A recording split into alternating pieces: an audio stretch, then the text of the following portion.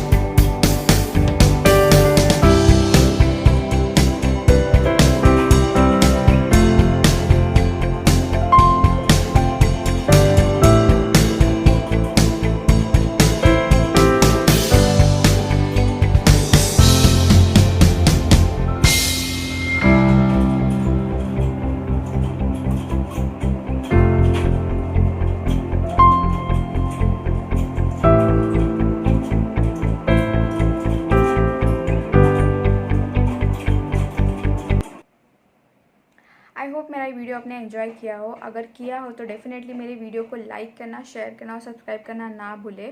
Already मैंने मेरे channel पे hair care, skin care, makeup tutorial add किया है, तो आप वो भी चेकआउट कर सकते हो। मैं लिंक आई बटन में ऐड कर दूँगी। तो मैं मिलती हूँ मेरे अगली वीडियो में। तब तक के लिए टेक केयर, बाय बाय।